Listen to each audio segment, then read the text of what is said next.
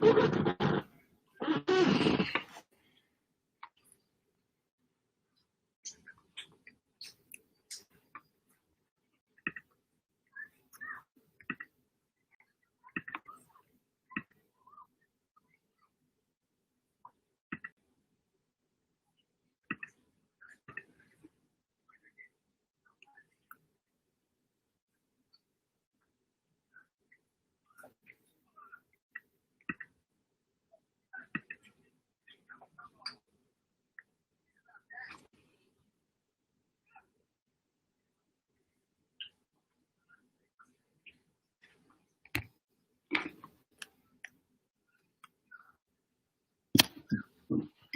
right here.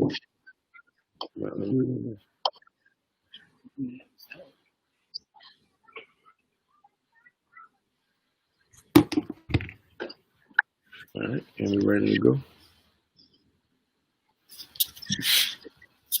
All right, everyone, this is our first time doing this, so let's see whether or not we can knock it out the box. Thanks for joining us today.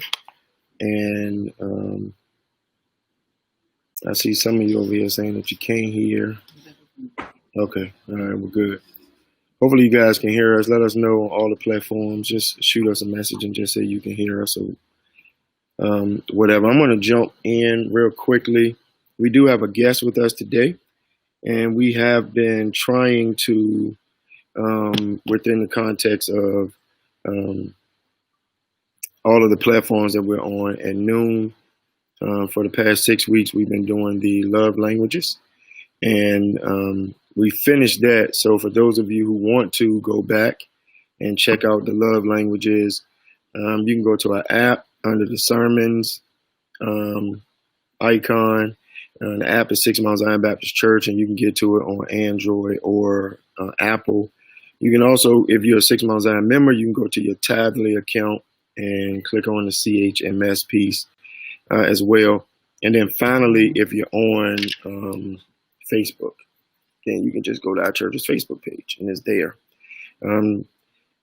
So today is going to be our finale, and we're just going to take a 2-week break. And so I'll tell you what we're going to do at the end of this. But we do have with us, and I like to make sure that I officially give welcomes and officially give intros, because people work hard, and I do not like it when, somebody comes and they be like, they just here in the name of the Lord. No, this person has studied and has put in the time. And this is one of our co-laborers here at 6 Mile Zion Baptist Church, but many of you all may not know what else she does. So I just want to share real quickly. Dr. Jessica Young Brown is a counseling psychologist who serves as an assistant professor of counseling and practical theology at the Samuel DeWitt Proctor School of Theology at Virginia Union University. In this capacity, she teaches and provides consultation and program development on issues of vocation, spiritual formation, and human development. She is also a licensed clinical psychologist in private practice. All right. So she is in private practice, and she is a professor at the School of Theology at Virginia Union University.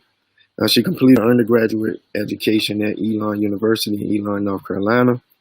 She then matriculated at Virginia Commonwealth University, where she received her MS and PhD degree. So she is a real PhD. So she ain't one of these honored PhDs. She is a real PhD. All right. And so that's her academic work. She's also engaged at the community level. So she works in her home district in Henrico County. Most recently, as a chair on the board of mental health and developmental services, but she's still on that board, and also the vice president of the board of directors for VIP Care, which is a nonprofit organization focused on providing faith-based counseling services in Richmond. All right. Her primary area of expertise is the area that she's going to share with us from today, which is the intersection of mental health and faith. All right. And so she is the author of this book here. See the beginning at the top of it? Making Space at the Well, which focuses on mental health and church. And you don't have to wait. So I'm going to tell you now, if you just want to look it up, you can get a signed copy from Jessica. So you can go to her, Dr. Brown, you can go to her website, which is Dr. Jessica Brown. So that's Dr. Jessica, Jessica Brown, Brown, and we'll circle back with that again and put it in the chat.com.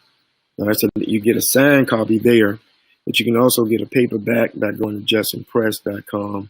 And you can do the search Making Space at the Well, or you can get the Kindle version on Amazon.com. But I'll circle back at the end and share all of that. Welcome, Dr. Brown, and I'm going to, so I think on our Facebook page, we have it tagged there if you want to click the link. And so it's easy if you're on Facebook, and we'll put it in the chat. I'm going to go ahead and share the screen while you get started. Is that okay? Sure, that's fine. All right, let me see what I need to do. Turn up the mic. Mic is turned up. You can't hear me? No, I can hear you. I can hear you. Good. Yep. So while you're starting, do you want me to go ahead and share the screen now? Yes, you can go ahead. Okay. All right, great. So welcome, everybody. I do just want to say hello to some home folks. I haven't had a chance to hug everybody in quite a few months, but it's good to know that we're able to connect virtually. So the goal for our time together is really just to kind of talk about how we care for our mental health during times like these. We have a lot going on, and it can be hard to figure out where to start and where to focus. And so what I first want to do is just really name the different things that we're experiencing as people, as Black people, as church folks, and then spend some time talking about some strategies for what we can do to try to maximize our mental health and be as healthy as we can be. Are we having trouble with the slides? Yeah, we're coming. Okay. We're almost there. So I'll just pull up my version and kind of get started. So the first piece I think it's important to talk about is to just name, thank you, all the different things that we're dealing with as a people. So the first issue is that really since March, everything for us changed, right? Many of us either transitioned to working from home, to homeschooling. Some of us actually lost jobs as a result of this pandemic. Some of us are essential workers and we're still going to work, but there's greater risk associated with that, right? Everything shifted. We haven't been in the church building as a group since March. We haven't been able to do things as we normally can. And even though sort of some of those restrictions are lifting, right, the risk level hasn't changed. And so life really isn't back to normal. And so there's that piece of just, as human beings, we like routine. And so our routine has shifted. Then there's this concern that we have around health. We very quickly learned that Black folks were disproportionately affected. There's the little one, he's fun too. We very quickly learned that Black folks were disproportionately affected by COVID-19, and that's due to kind of a host of factors. And all of that kind of causes and reinforces the stress in the body that we're going to spend some time talking about. And then over the past couple of weeks, we are reminded again of issues of systematic racism, police brutality, and then our responses to that. And so I want to just kind of take a minute to name all of that and the impact it has on our mental health, and then we'll spend some time talking about what we can do to take care of ourselves. Okay, I'm ready for the next slide.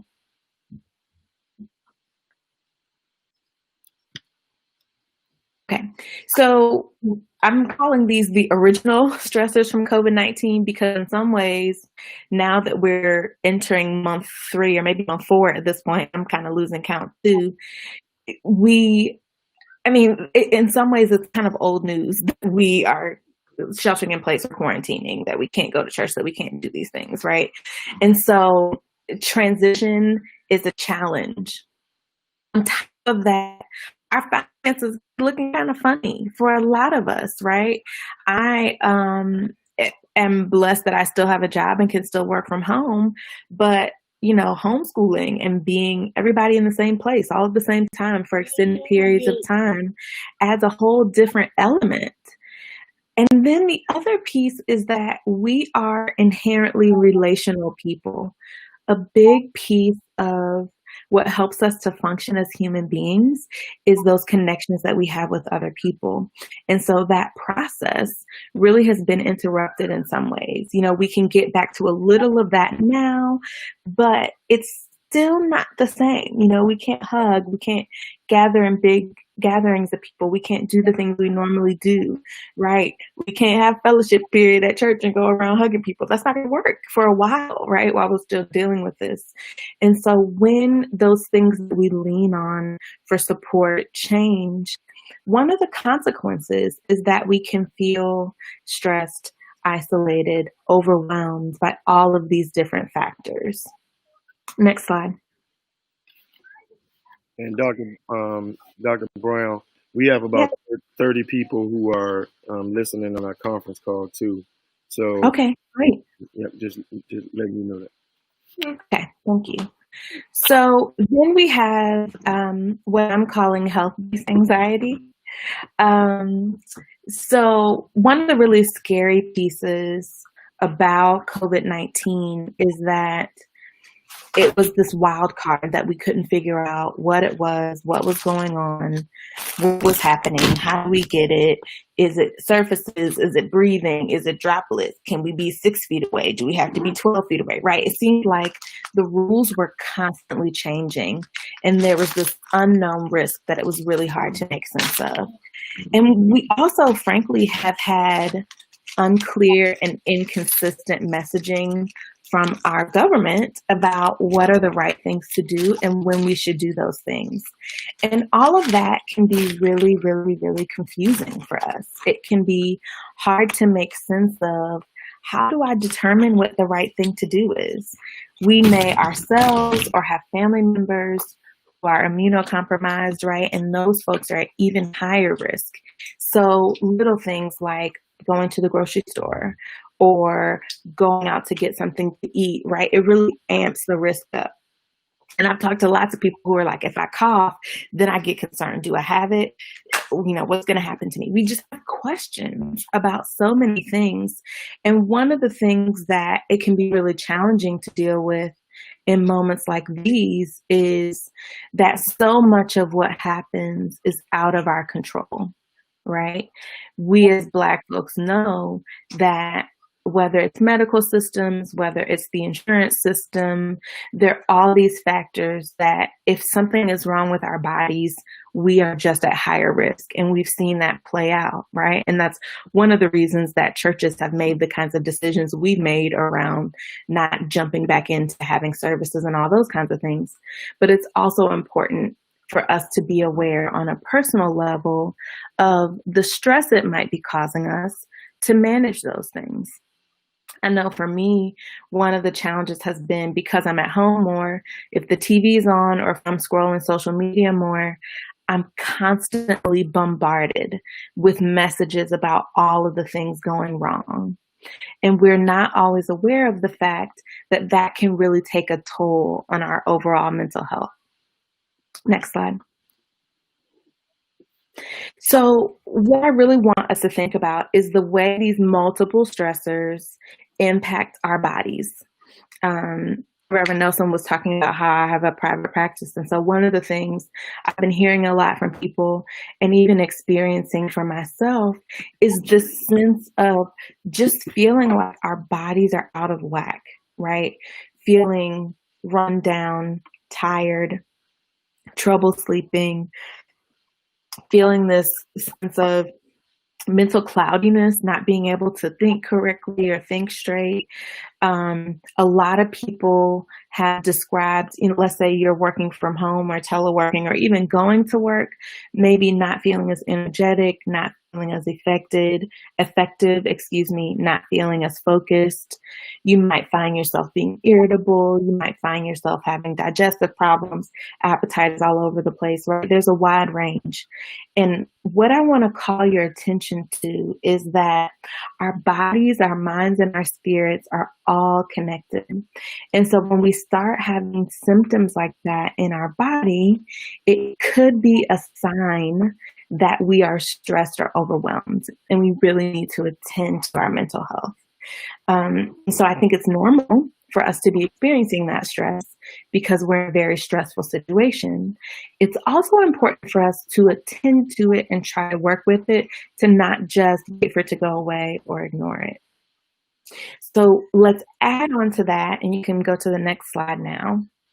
Let's add on to that as Black folks in America, we are kind of constantly aware of the impact of racism, right? Of the danger of being in situations with people who are in power, right? And we've always known that. That's our history in this country.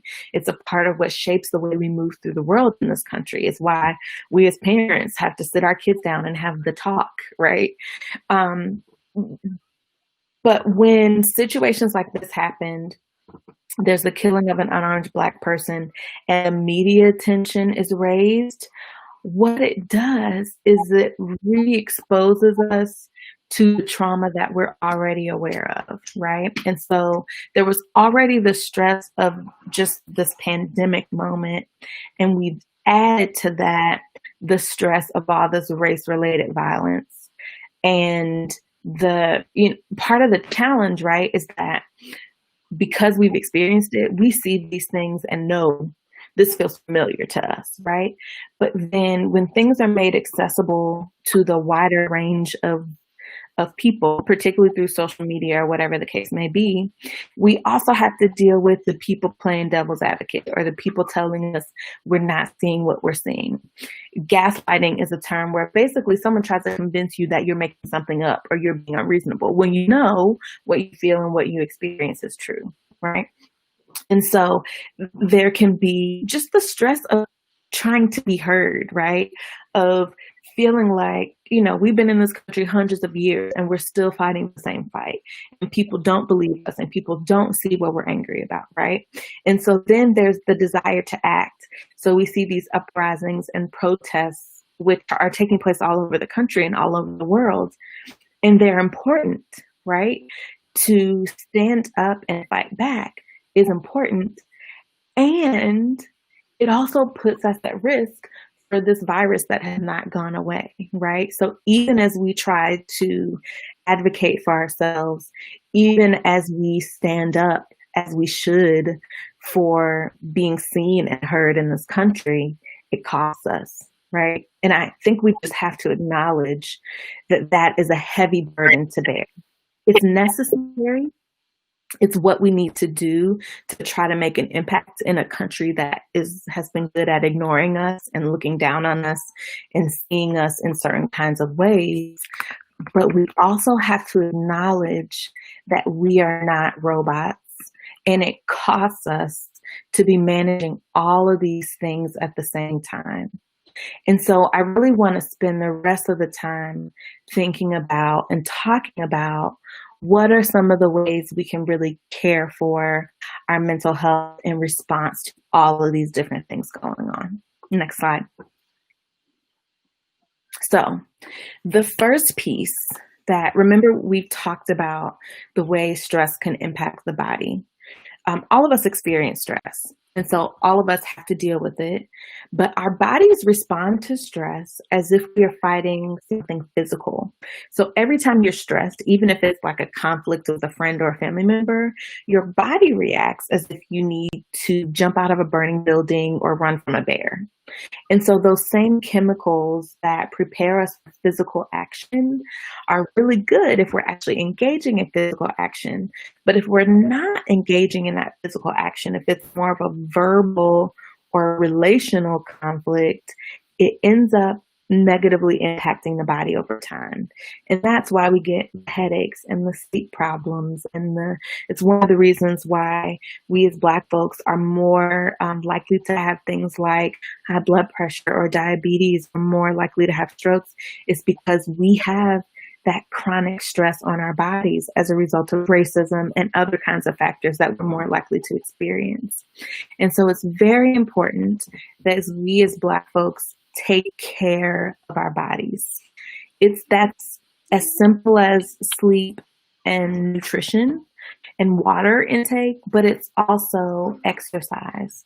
It's also taking time to have quiet time, to release, to engage in our spiritual disciplines, to really calm our bodies, to engage in deep breathing.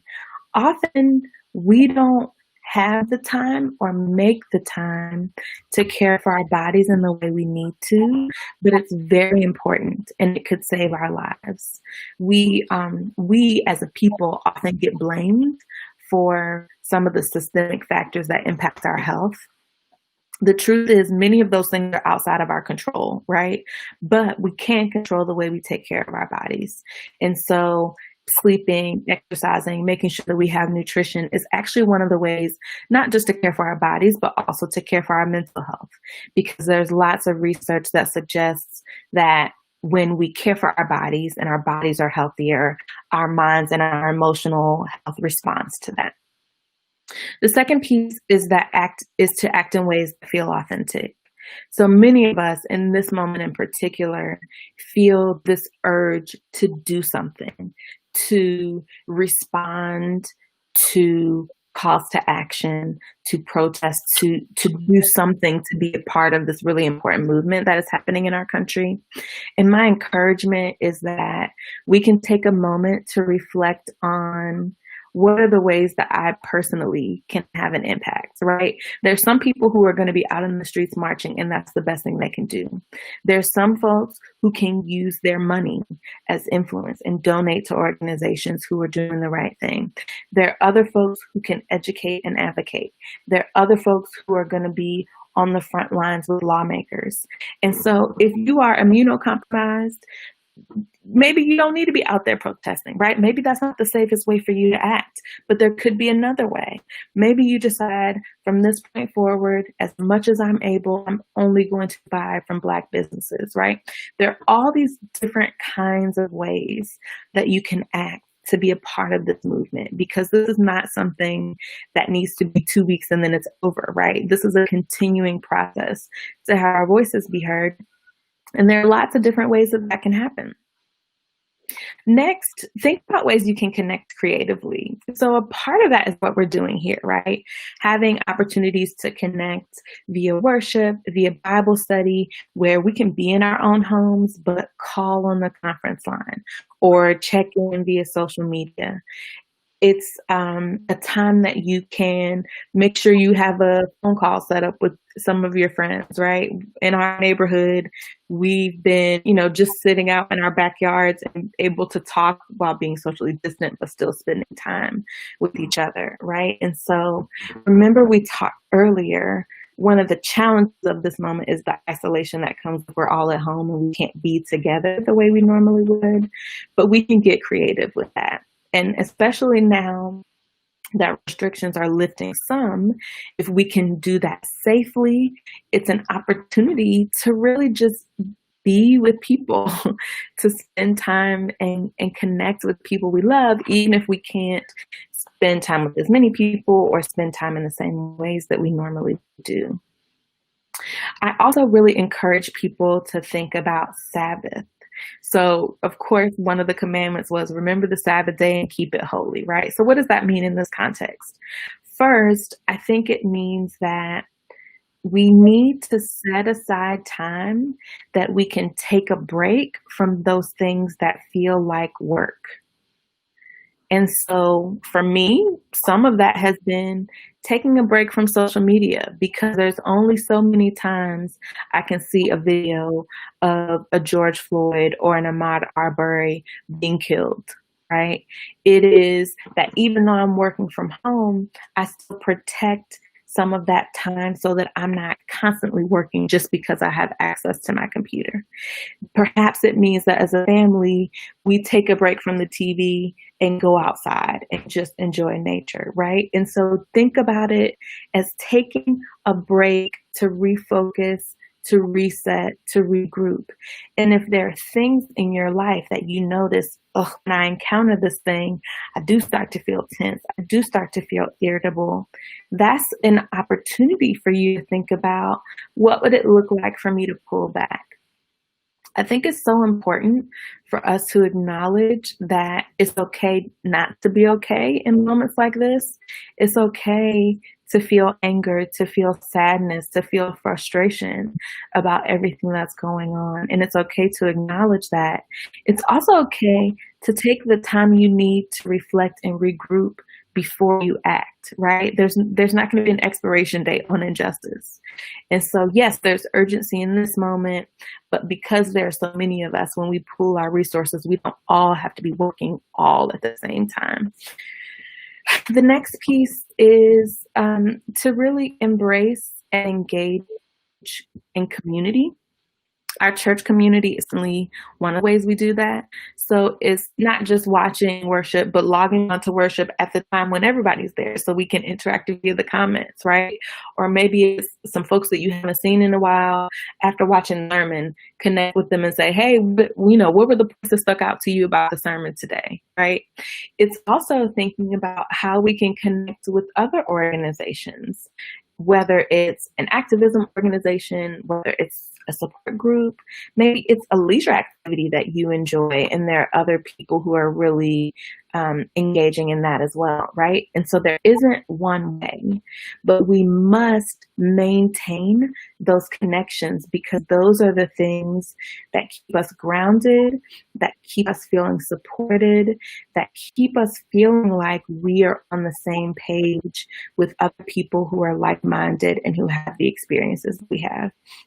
And especially as we're dealing with this current moment of so much conversation around Black Lives Matter, around police brutality, around what's the right thing to do, it's another opportunity for us to really connect with other people, right? And to just say, these are the experiences that I've had, and here's how I think we should address this.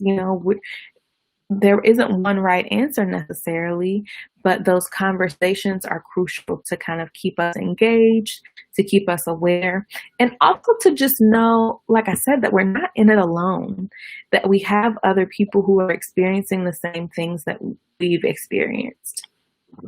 Next slide. So another thing that I think can sometimes get lost in times like these is that one of the ways that we can help ourselves to cope in difficult times is to really think about ways we can express ourselves creatively. For some of us, that's drawing. For some of us, it's gardening. For some of us, it's writing. For some of us, it's graphic media. For some of us, it's singing. For some of us, it's yarn work, right? The possibilities are endless there.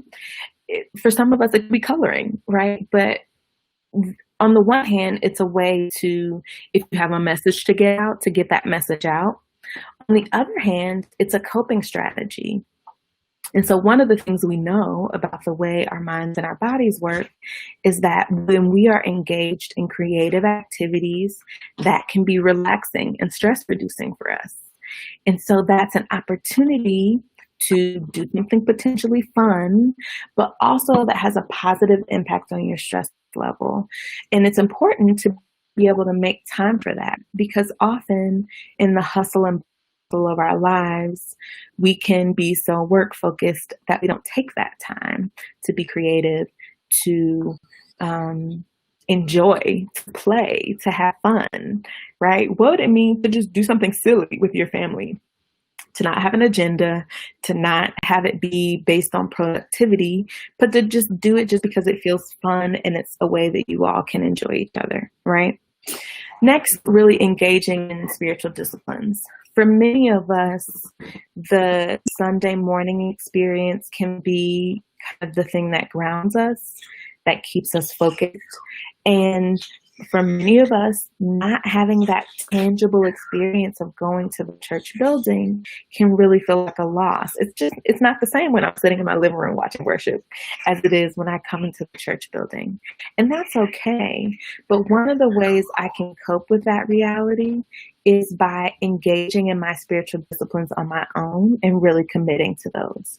Whether it's devotion, whether it's meditation, whether it's, you have certain passages in your Bible that you're going to read, right? Whatever that devotion is, whether it's listening to worship music that you really enjoy, take the time to commit to those things. This time, just like all the other times in our lives, but perhaps more so, it's important to have a reminder of who God is for us and our relationship with God, right? It can be hard to make sense of everything that's going on in this world. And I do not pretend to have it figured out, but I do know about God. I do know that God ultimately wants the best for me and my community. I do know that God wants us to be healthy and whole, right? And so if I can remind myself of those things, even when it doesn't feel like it, it really allows us an opportunity to reconnect with our faith, to reconnect with who we know God is, and to reconnect with that stability that faith provides in our lives, which is so, so, so important. Next, we can set reasonable expectations for ourselves and others. I have been talking and thinking a lot about this idea in this moment in particular, that is so important that we really give each other grace, that we give ourselves grace, because the reality is things are not going to be perfect. We are all going to mess up. We are all going to have times when we don't do things the way we normally do. We are all going to have times when we make a mistake. We are all going to have times when we get frustrated, when we get irritable, right? And so my goal has just been to remind myself, like, look, I've never lived through a pandemic before. And so I don't know what that looks and feels like for me or for other people. And so if I have an opportunity to give somebody a break, I'm going to give them a break, right? Many of us are trying to figure out how to engage over new technology. Many of us are trying to figure out now in this moment, what does it look like to get back out into the world and still be safe, right? And so there are so many questions that we have, and we're not going to get it right all the time. So that means, it doesn't mean that I'm just permanently lowering my standards, right? But it does mean that I make room for the possibility that we all need a little space, that we all need a little wiggle room. And I'm also not going to beat myself up when I don't get it right, because I need that same wiggle room as a parent, as a wife, as a professor, as a worker, as a friend, right? All of those areas, I need grace just like I want to extend grace. And so that piece becomes really, really, really important. And lastly, I think it's important to focus on what we can control, to focus on the areas of our lives where we can have a say. So I can have a say about what happens in my home. I can have a say about making sure that I'm safe if I do need to go out. And I can have a say about making sure that I'm caring for my mental health by engaging in all these strategies. For some of us, that might look like setting up an appointment with a counselor to just say, I feel overwhelmed. I feel stressed out. I don't know how to manage all this stuff. For some of us, it may be sitting down with the people in our house and having a conversation about how we can make sure everybody gets what they need, but we don't totally get on each other's nerves, right? For some of us, it might be, even though we don't necessarily need to, setting up a schedule so that we can have some kind of regular routine and guidelines for how the day is going to go. One of the things that helps us as human beings is when our days are predictable. And so we can put that structure in ourselves, and that can really be supportive of our mental health. We can make sure that we get outside and get some fresh air when the weather is nice. We can make sure that we are able to connect with friends. And the piece I would encourage us to think about is that for those of us that are still kind of hunkering down, we have to be intentional about getting all these things done. They won't happen by accident, and we don't have to do all of them. This is not another assignment to add to your list of all the things you have to do, but really think about, of all the strategies that I've talked about, what are the ones that sound the most interesting to you, and how could you implement those, right? If you're feeling really lonely, maybe you need to focus on the social aspect. How can I connect creatively with people? If you're feeling bored, maybe think about something artistic that you can take on as a way to fill that space. If you're feeling pressure that you need to act and do something to respond to police brutality and this racially based violence, then sit down and do some research about ways you can be part of the movement, right? So this is not about doing everything, but it is about doing something that can help your overall well-being. If you're feeling spiritually dry, maybe it's engaging in those spiritual disciplines. If you're feeling exhausted and tired, maybe it's focusing on the physical strategies that you can do. And it doesn't have to be, a high intensity workout at the gym. It could be going for a walk. It could be doing some yoga or some meditation, right? It could be, as I said, gardening, right? There are all of these different ways. And the goal is that there isn't a one size fits all strategy, but there's something that will work for everyone. We don't have to just take at face value if we're feeling bad or if we're feeling overwhelmed. While it is normal to feel that way with everything that is going on, we've all felt that way, it doesn't have to be permanent. And so my encouragement to each of us is, if I'm feeling that way, how can I then begin to think about what are the ways I can care for myself, commit that time to myself, or ask for help so that I can feel better to cope with periods like this. Are there questions or, clarity that people need as we're thinking about how to implement some of these things? So, yes. So we've been, we have a few questions that have come in on the chat, but I think if anybody has any specific questions for Dr. Brown now, just shoot a question in the chat, or if you're on Uber Conference, just unmute yourself if there's anyone who has a question. In the meantime, let me just say thank you. We do have a couple of persons who have said they appreciate this information. It was really great tips, strategies, and persons will be able to go back and listen and watch later to remind themselves of what they need during this particular time. But I think you covered a whole lot of information, and I think you've encouraged a whole lot of people. I don't see any questions coming in, nor is anybody unmuted. But before we conclude, do me a favor real quickly and run through how people can get the book. What's the best way? I know I shared it, plus we tagged it on some of our social media outlets. Okay, so the best way depends on how quickly you want it and what format, right?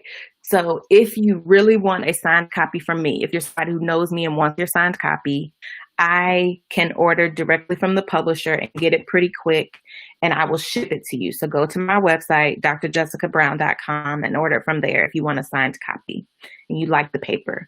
If you don't care if it's signed or not, probably the best way is to go directly to the Judson Press website if you want a paper copy. If you like to do your reading digitally, you can order from Amazon. They do have the Kindle version. Amazon will eventually have the paper version again, but because of everything that's going on with the pandemic, they are, of course, prioritizing other things that are not books. So I don't know when the paper version will be back at Amazon, but if you just want a paper copy, you can get it from me. If you want it signed, drjessicabrown.com. If I know you, it'll be more than just my name. It'll actually be a message. If I don't know you, I'll say, thank you so much for buying the book and sign my name. I'm okay with either. And then if you just want the paper copy, again, jetsonpress.com. You can search Making Space at the Well. If you want the Kindle version, Amazon. So those are all the ways. I tried to make it really accessible, so you don't need to have some kind of specialized knowledge of really anything to be able to read the book. It's specifically for us as Black church folks talking about Black church stuff, because those are the people God is calling me to serve. So I hope you enjoy it. All right. So there are a lot of people shouting you out and saying thank you in the comments. So again, I will say thank you. I think there is a question. Somebody's unmuted over here. What's the question, and then I'll share it. Okay, the book coming, what is it, CD form, where you were talking it out in the book? Yeah. So do you have an audio book? No, but y'all pray. Maybe my publisher will ask me to record one. I don't have audio book yet. Right. So right now, Miss Portia, she doesn't, but we need to sell enough of these copies so the request can come in for her to do audio book. Mm-hmm. All right. Thank you. All right. And Rosetta Parker here. Let me just read this.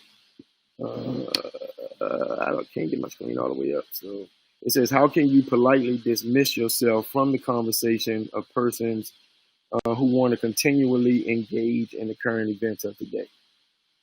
Right. That's a great question. And I think it's something that we have a right to do. I'll give you an example. So a big piece of what I do is training mental health professionals in particular on generational trauma in African Americans and issues around Black mental health. And so I had someone send me an email basically wanting to just hear what I think about what's going on in the world. And I just don't feel like it. Like, I'm tired. I'm angry. I'm tired of talking about Black people dying. I just didn't have the space for it. And so what I said to that person was, I'm really happy that this is something that you're thinking about. I don't have the capacity to have this conversation right now. So you keep having that conversation, but you will have to have it without me. And I think it's okay for us to be unapologetic about that, because I was joking with a friend and I'm like, isn't that just like this country, that when y'all start realizing that Black people really have issues with this country, you ask for some more free labor from some Black folks. I'm just not, I'm not going to do it. And so I think it's okay for us to just say, I appreciate your interest. I'm not the person to have that conversation with you right now. I have a note in my computer, a list of books that people can read, that when they send me an email that I'm not going to do what they ask me to do, I just copy and paste that list of books for them. Just say, no, thank you, and keep it moving, and don't feel bad about it. You have a right to take a break and step away from that when you need to. Right. So one of the things that I would suggest too, it goes along that line, and I think people will. You talked about extending grace, and so I think people will extend grace. I think I had that type of situation happen on yesterday, where somebody tried to or wanted to engage in conversation, in good intention person. Yeah, of course. To engage in conversation, and I just was not in the mental space at that point, and so I shared that. That person respected it. And said, please, let me know if and when you want to talk. Another statement. So another question. How do you suggest that we request grace from others? Especially supervisors at work. Yeah. So I think probably that depends on your relationship with the person. Right. But at the very least, I think you can say, this has been overwhelming for me as a person. It's impacting me in the following ways, right? I'm having trouble sleeping. I'm doing whatever, right? And if it's a work, especially, have a specific ask, right? So let's say you normally work from 8 to 5. I'm asking your permission to begin work at 10. If I need to, I will work until 7, but I believe that I can get all the things I need to get done in that period of time. Like, I think, again, it depends kind of on the culture of your workplace, but ultimately the people who supervise us are concerned that we do our jobs. And so if you can say, here's how I can do my job with these, adjustments, then I would just say really specifically, here's how I propose so that I'm still earning my paycheck, right? But I can also care for myself. Another thing that I've been doing recently, because I just haven't felt like it, is like on these conference calls and stuff, I've had my camera turned off unless it's absolutely required that I turn my camera on, because the people in the church who actually know me know that even if I don't want to tell you what I'm thinking, my face will tell you what I'm thinking. And so like one of my self-care things has been just like giving myself permission to have those responses. And I've been in some meetings where my reactions to people, it wasn't the politically correct reaction, right? And so being able to just turn the camera off and only have it on when I need it has given me the grace I need to just be a human being and have feelings and not be okay sometimes. I think if you're in a situation where you are unable to get that grace at work, because some of us, our bosses don't care. And, it's a sad reality, but it is. And so I think if you're in that situation, then number one, only work the hours they are paying you to work, right? Don't give any free labor, and really think about, how do I use my time off work to restore, not just to not be working, but really to rejuvenate, to refresh, to refill from everything that I've had to give out. And so one of the things I've had to do, because I'm one of those people that's kind of constantly checking email usually, I've had to take all my work emails off my phone and just really set a boundary there, because I was giving all this extra time and then trying to figure out, why am I so exhausted?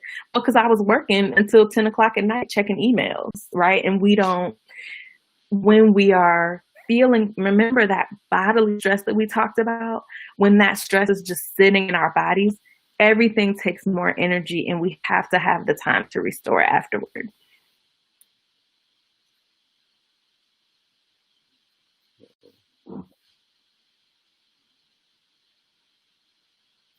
All right. I think we might have lost that last. I don't know if you guys heard the last 10 seconds. I think I lost your volume there for a second. Oh. Yeah, I can hear you now. Let me Okay.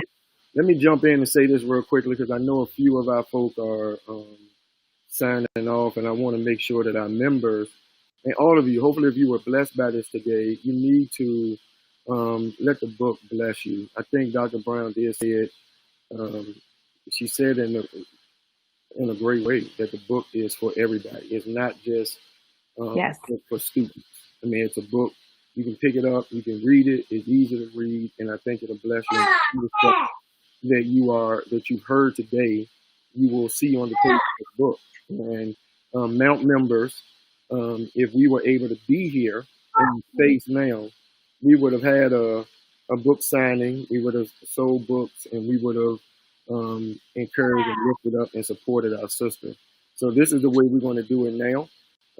I see a lot of you, some of you already have copies, but again, I'm going to encourage you, those of you who are members of Fifth Mount Zion Baptist Church, if you're able, go to JESSICROWN.com. Go to, I just had a brain freeze. Go to justinpress.com if you can hear it. Or you can go to Amazon.com and download the Kindle version if you want to download it there. But this book is worth having, all right? And I've got a signed copy here. And Dr. Brown, I want to thank you again. Again, there's a lot of people who are saying some very kind things. The title again of the book is Making Space at the Well. Making Space at the Well. Mental Health and the Church. Making Space at the Well. All right. Give me the website again to order a signed copy. And this is on Facebook. So I'm going to ask, we already have it Deacon Span, just look at the top of the post that you're looking at, and all of it is listed there. All right, we're going to do a rebroadcast of this tonight at 6:30, and we'll be here. Not Dr. Brown, but the rest of us. They'll hear all these questions and stuff. So hopefully, we'll live chat at 6:30 this evening, showing it again. So if you know somebody who missed it, then tell them to jump on again at 6:30. All these different platforms. All right, all these different platforms. Just 2 or 3 quick announcements, and then I'm gonna let Dr. Brown wrap up, and we're gonna be done. All right, so we need to real quickly. Those of you who need scholarship applications and graduate recognition forms completed, you've got until Sunday. I need you to do that. Take care of that. Also, I said Tuesday on the prayer call that we're doing the drive-in worship on July 12th. That will be July 26th. We still got 5 weeks, so we'll get that straight. Also, make sure that you let folk know about this tonight. And if you need to give or want to give, then give. All right, go online, smgbc.org, Cash App, all of that. Doc, what do you want to share to conclude? The last piece I would share is that if you're not okay, it's okay not to be okay, but it's also okay to ask for help and get what you need, whether that's from friends, whether it's from church, whether it's a licensed mental health professional. It's our responsibility to care for ourselves and to care for community. And these are some of the strategies that we can do on an individual basis. But if you're not sure where to start, ask for help. We are here to support you and to get you what you need. Yep. That's a great word. Your church family is here for you. All of us. All right. We're going to sign off, guys. Again, if you know somebody needs to watch this and be blessed by it, 6:30 this evening. Thank you again, Doc. We appreciate it. Thank you. All right, let me pray real quick. Thank you. Dear God, we thank you for this day. And I pray for all that are listening and watching that something today bless them. And we continue to pray for our nation, pray for its people, pray for us during these journeys, that we are engaged, but that when we need to unplug for our own sanity, help us to do that as well. God, we know all things work together for the good, and we know even in the midst of all of this, you are working. This is our prayer in your name. Amen. All right. Bless you. Love you. Take care. Thank you.